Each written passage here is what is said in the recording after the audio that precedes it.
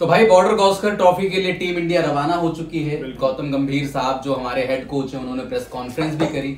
लेकिन ये team India में चल क्या रहा है, क्योंकि आपने प्रेस कॉन्फ्रेंस पूरी सुनी है, उनसे सवाल जवाब जो भी हुए। विराट कोहली अलग जा रहे हैं, रोहित शर्मा एक टेस्ट मैच बाद जाएंगे या 2 मैच बाद जाएंगे, जसप्रीत बुमराह अलग जा रहे हैं, कल गिल और जायसवाल वाली टोली निकल गई। बिल्कुल, ये ठीक है, एक टोली आज निकल गई। एज के हिसाब से टोली जा रही है। ये मतलब क्या है कि मतलब एक टीम में 18 खिलाड़ी, मतलब 18 खिलाड़ियों का स्क्वाड चुना गया है और 5 हिस्सों में ये टीम ऑस्ट्रेलिया पहुंचेगी।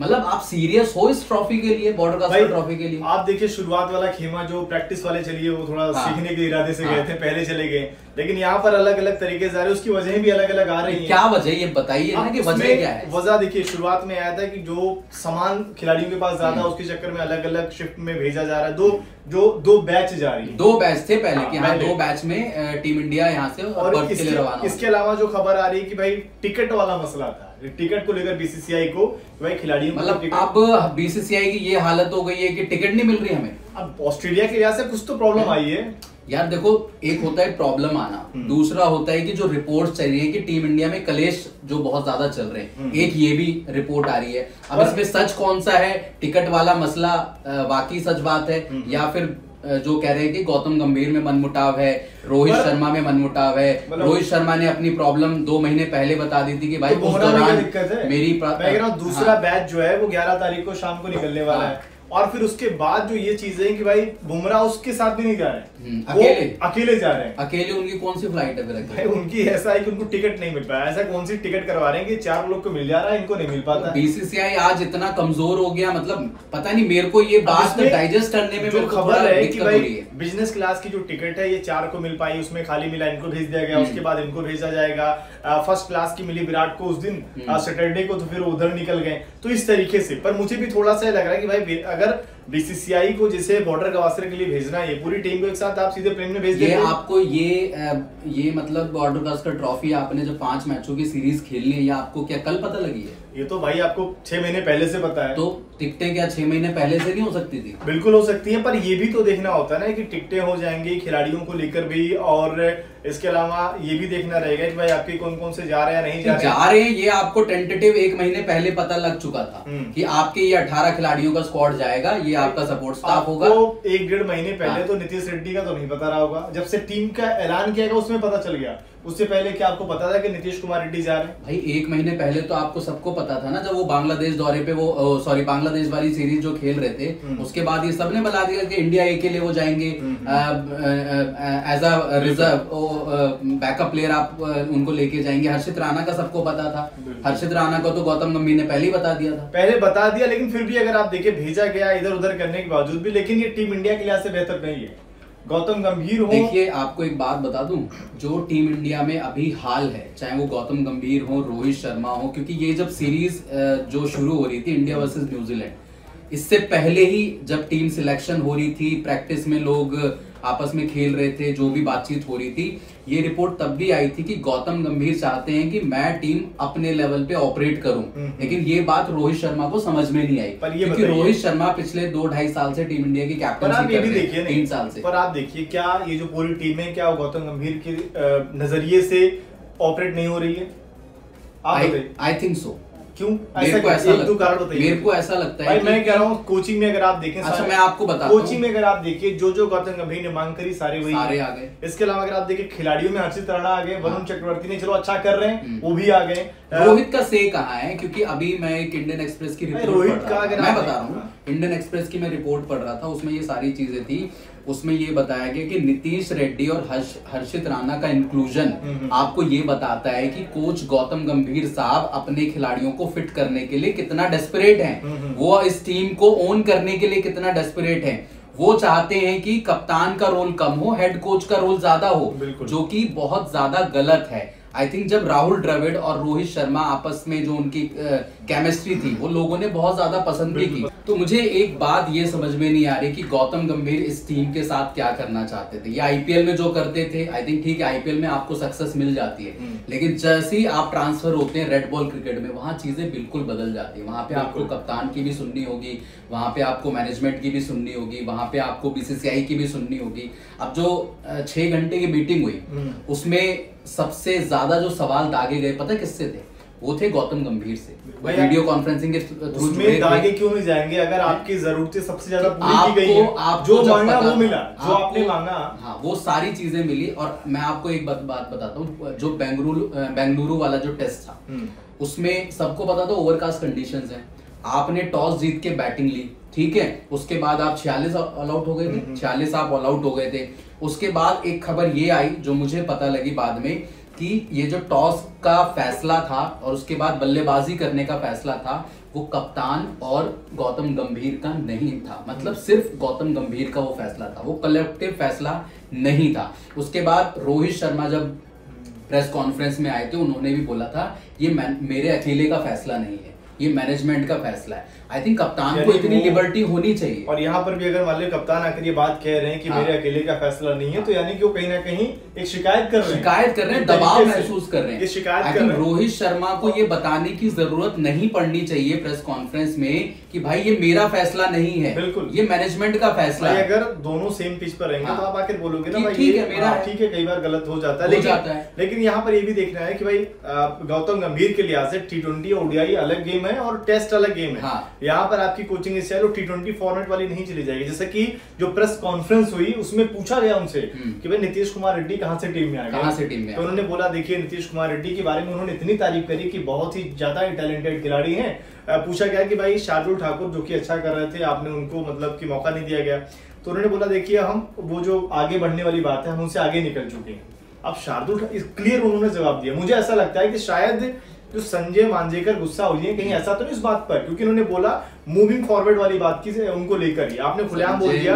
वो खिलाड़ी तो ऐसे शब्दों वो खिलाड़ी रणजी में भी खेल रहे हैं, लगातार अच्छा कर भी रहे हैं शार्दुल ठाकुर, और उन्होंने बोला कि जो काम शार्दुल करते थे वही काम जरूरत पड़ने पर नीतीश कुमार रेड्डी करेंगे। ठाकुर ने इंग्लैंड में क्या किया है ये सबको पता है, बिल्कुल ऑस्ट्रेलिया में क्या किया है ये सबको पता है, जो आपने बॉर्डर गवास्कर ट्रॉफी, लेकिन एक ऐसा प्लेयर नीतीश रेड्डी को इंटरनेशनल एक्सपोजर इतना नहीं मिला है भाई। अभी वो व्हाइट बॉल फॉर्मेट में अच्छा कर रहे हैं, उनको आप अच्छा करने दीजिए एक फॉर्मेट में। कह रहा हूँ अभी रेड बॉल में देखा आपने जो प्रैक्टिस मुकाबले थे दोनों खेले उसमें 38 शायद उनका बेस्ट रहा होगा। तो वही है कि आप एक ऐसे प्लेयर को जो एकदम स्टैब्लिश है, शार्दुल ठाकुर की मैं बात कर रहा हूँ, उसको इग्नोर करके अगर आप नीतीश रेड्डी, हर्षित राणा को फिट करने की जबरदस्ती कोशिश कर रहे हैं तो रिजल्ट आप फिर जानते हैं ऑस्ट्रेलिया में आपका क्या हश्र होने वाला है। इवन पिछले 2 बार से ट्रॉफी का ये था कि इंडिया फेवरेट्स थी, लेकिन इस बार आप देखिए न्यूजीलैंड के हारने के बाद कोई भी कह रहा है कि भाई इंडिया 5-0 हारेगी। ये तो कह रहे हैं इंडिया 5-0 हारेगी, क्योंकि दिक्कत क्या है ना कि आपका कॉन्फिडेंस डाउन आपके खिलाड़ी, आपके खिलाड़ी तो छोड़िए, आपके कोच और कप्तान में एक मत नहीं है। और यहाँ पर अगर आप देखिए जो गौतम गंभीर, एक बात और बता दूं इसमें एक और पॉइंट है कि कुछ प्लेयर्स ने रोहित शर्मा से गौतम गंभीर की भी शिकायत की है। तो आपको ये बता दूं जो 6 घंटे की मीटिंग हुई थी उसमें ये भी आया था कि कुछ प्लेयर्स ने मतलब ये जैसे कहते हैं नाराजगी जताना अपने हेड कोच से कि भाई हम गौतम गंभीर के अंडर कंफर्टेबल नहीं है, जो हम राहुल द्रविड़ के अंडर में। पीछे की सबसे बड़ी वजह ये हो सकती है ना कि आपकी जो कोचिंग स्टाइल है, जैसे कि सेल्फलेस को लेकर भी प्रेस कॉन्फ्रेंस में उन्होंने बात करी कि मैंने खिलाड़ियों से बोल दिया कि भाई आप सेल्फलेस हो जाओ। यार सेल्फलेस भाई T20 में चलता है भाई, टेस्ट में आपको हो गए 15 बना के आउट हो जाए। भाई रोहित शर्मा देखो, मैं रोहित शर्मा का एक बात वो टेस्ट में सेल्फलेस हो चुके हैं, सेल्फलेस हो चुके हैं। उसके पीछे एक रीजन मैं आपको बताता हूँ। उससे पीछे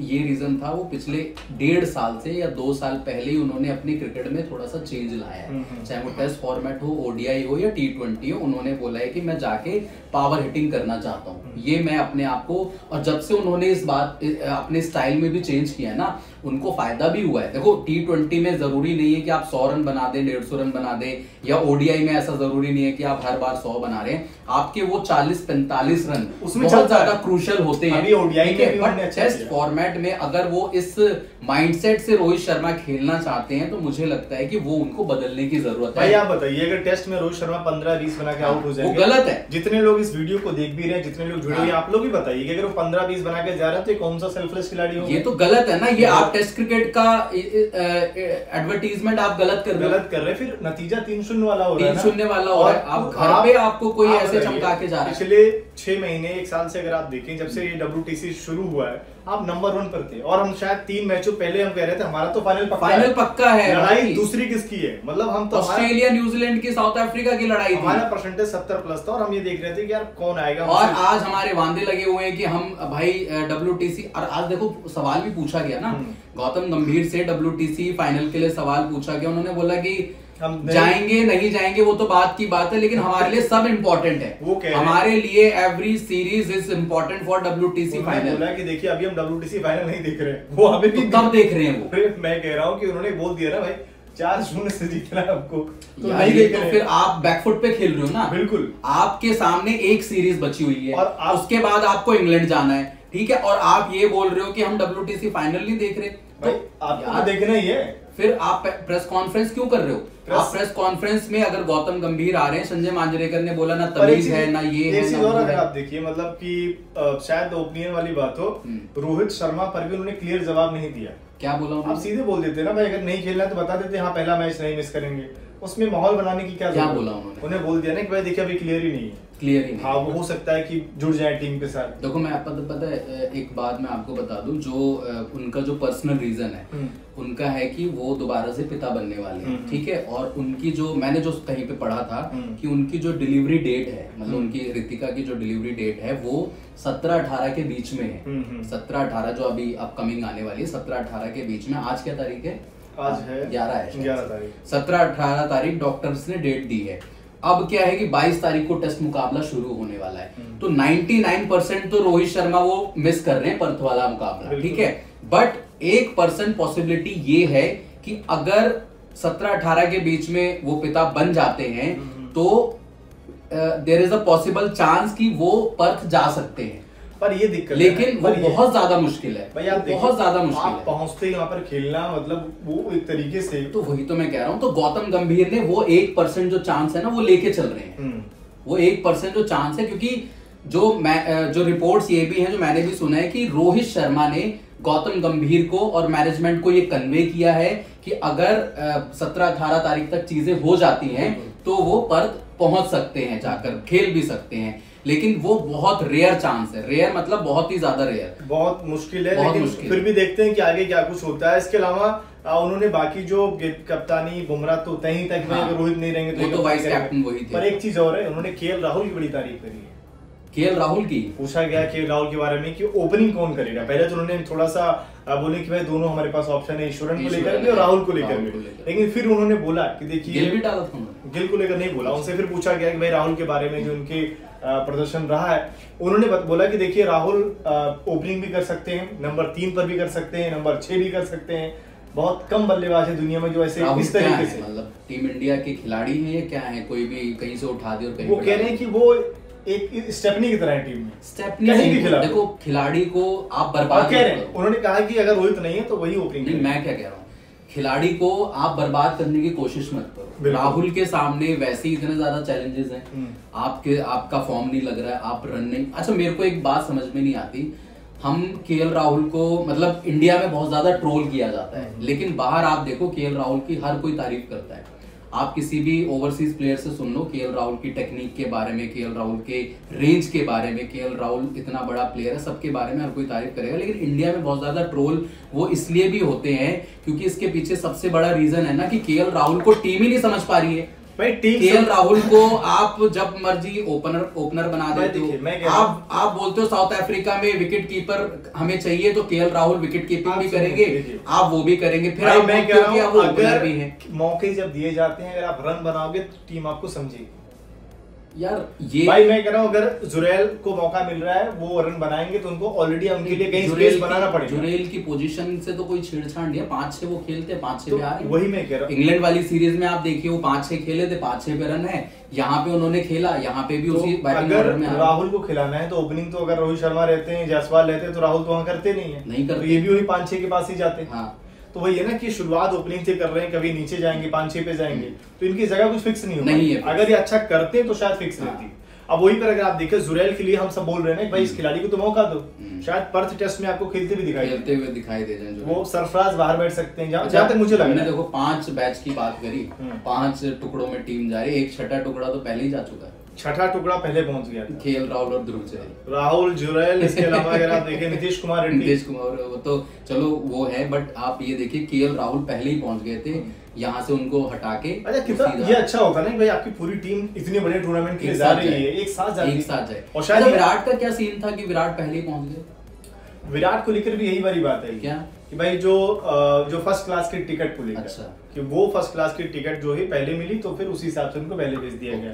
अब ये देखिए, ये जो मुझे वजह है जो पता चलती है, ये उसमें जेन्युइन बहुत कम लगता है, जेन्युइन बहुत कम लगती है, क्योंकि आपको यार देखो, आपने ये कोई बीसीसीआई भेज रही है खिलाड़ियों को, हाँ, और आपका टिकट नहीं है, ये तो बीसीसीआई चाहे तो एक अलग से फ्लाइट करके सीधा भिजवा दे। भाई मैं कह रहा हूं, अभी आप कैसे आए थे अफ्रीका से? बारबाडोस से। बारबाडोस से आपने यहाँ से फ्लाइट भेजी, इंडिया से बारबाडोस लैंड करी है फ्लाइट, और वहां से स्पेशल विमान, उस विमान का नंबर मैं भूल रहा हूँ, स्पेशल विमान आपने भेजा, वहां से सारे खिलाड़ी, सारे जर्नलिस्ट को बीसीसीआई ने वापस बुलाया। तो क्या आप इतना वो नहीं था आपके पास कि आप 5 हिस्सों में टीम भेज रहे हैं, आप एक फ्लाइट बुक करके सीधा भेज देते हैं? बिल्कुल, ये अलग अलग करके ये बड़ा कंफ्यूजन है, और कहीं ना कहीं टीम के लिहाज से बेहतर नहीं है। खैर, लेकिन आप भी बताइए कि आपको क्या लगता है कि क्या वाकई में ये टिकट वाला इशू था?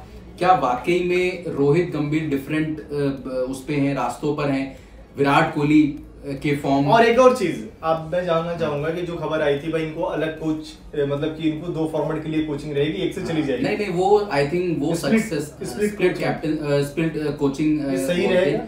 ये मुझे नहीं लगता कि इंडिया में उतना सक्सेस हो पाएगा, क्योंकि आप देखते हैं कि अभी व्हाइट बॉल में रोहित शर्मा ही कप्तान है ओडीआई में, ठीक है, हालांकि T20 में सूर्या को बना दिया, बट वहां पे आप देखते हैं कि अगर रोहित शर्मा व्हाइट बॉल पूरा छोड़ देते तो मे बी ये पॉसिबल हो सकता था, बट अभी रोहित शर्मा है, चैंपियंस ट्रॉफी भी खेलनी है, 2027 का वर्ल्ड कप भी रोहित शर्मा मान के बैठे हैं, हालांकि बहुत ज्यादा मुश्किल है, बहुत वो मान के बैठे, लेकिन लोग तो लिख रहे थे कि भाई रोहित शर्मा को खेलना चाहिए, तो खेलना चाहिए, बट बहुत ज्यादा मुश्किल है, क्योंकि आपके देखो ना, लॉन्गर फॉर्मेट में आपकी परफॉर्मेंसेस नहीं है। बिल्कुल। रोहित शर्मा, अगर हम T20 की बात करें, उन्होंने वर्ल्ड कप जिताया, through out the world cup बहुत शानदार खेला, ओडीआई वर्ल्ड कप में बहुत शानदार खेला, तो आप फिर भी आप बोलोगे कि यार 1-2 साल अभी बचे हैं। अगर 27 की बात करें ओडीआई वर्ल्ड कप की, तो मेरे हिसाब से बहुत ज्यादा मुश्किल है, बहुत मुश्किल। अभी अगर आप देखिए, मुझे लग रहा है कि अगर 5 या 4-0 से कहीं हम हार गए, जो हम जीतने की बात कर रहे हैं, तो फिर एक ही बात सबसे संन्यास लिया जाएगा। आपका प्रेडिक्शन क्या है ऑस्ट्रेलिया के लिए? भाई मुझे ऐसा लग रहा है कि मतलब ऐसा देखिए, बात इंडियन वाली है, तो मुझे लग रहा है कि भारत इंडियन वाली नहीं है, आप ये देखिए कि हमारे प्लेयर्स का फॉर्म, हमारे टीम की हालत क्या है, और हमारे टीम में जो आपसी जो मैटर चल रहे हैं, उनको देख के बताइए। आपसी मैटर, और फिर आप जज्बाती मत होइए कि मैं और मेरी टीम गई है ऑस्ट्रेलिया और 5-0 से उखाड़ देंगे, फेंक देंगे, ऐसा नहीं। मैं देखिए, अगर उस तरीके से देखा जाए, एकदम आप जब 3-0 से हारे हो, और जिस तरीके से हमारी टीम खेल रही है कि जैसे विकेट हल्का से घूमती है तो हमारे खिलाड़ी घूम जा रहे हैं, नहीं, इसमें एक चीज और बताऊं, इसमें इंडिया में जो कंडीशन रहती है स्पिन फ्रेंडली, क्योंकि हमारे प्लेयर्स फंस रहे हैं, चाहे वो विराट कोहली हो, रोहित शर्मा हो। रोहित शर्मा तो खैर स्पिन पे कम आउट हुआ, पेसर्स ने ही उनको ज्यादा आउट किया, बाकी प्लेयर।